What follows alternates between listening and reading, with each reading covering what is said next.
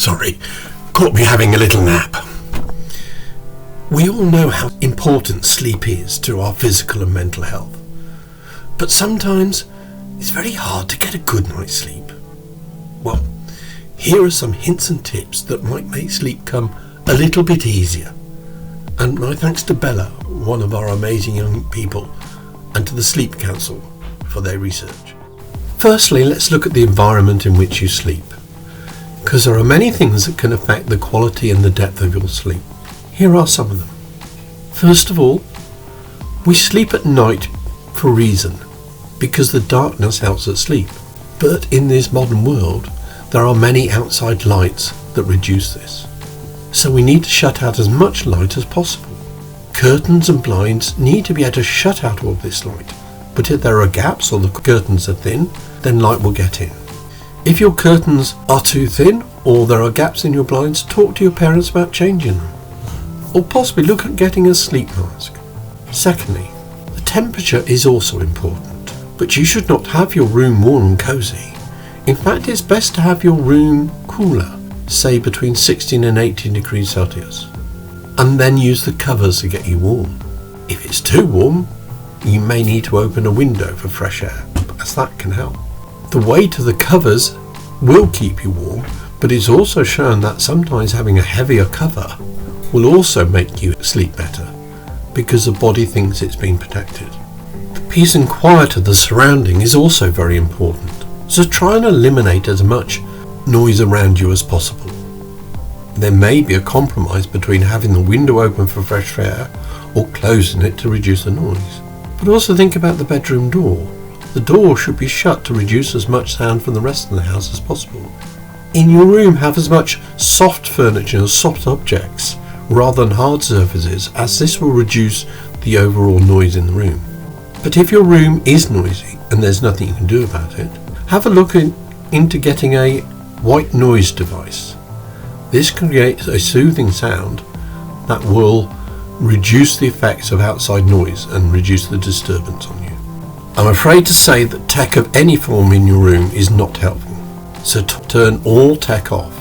Phones, mobile phones, computers, laptops, iPads, everything.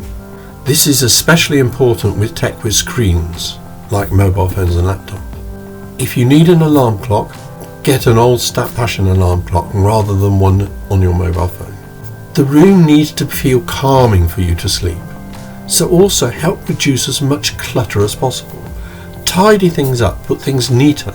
A tidy room will help you sleep because you're calmer. It'll also keep your parents calmer as well. Also, we may need to help trick the brain into getting ready for sleep. Here are some ideas.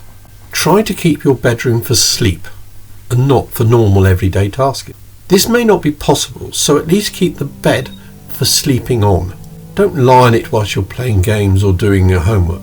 A good tip is to make the bed after you get up and leave it untouched as much as possible until you're ready for bed. Then the brain associates putting the covers back as a trigger for preparing for sleep. Secondly, it's very useful to have a set routine that you stick to every night as you get ready to go to bed. So doing in the same things in the same order every night, the brain will soon realise that this is an indication it's time to go to sleep. This can also work if you wake up in the middle of the night. Repeating that routine will help re-trigger the sleep pattern in your brain.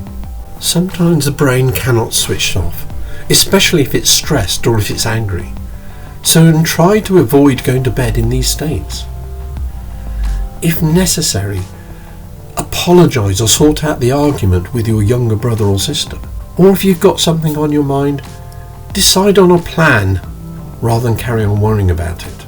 It helps to keep a pen and notepad by your bed. Then, if you wake up in the middle of the night with something on your mind, you can jot it down and decide to sort it out later.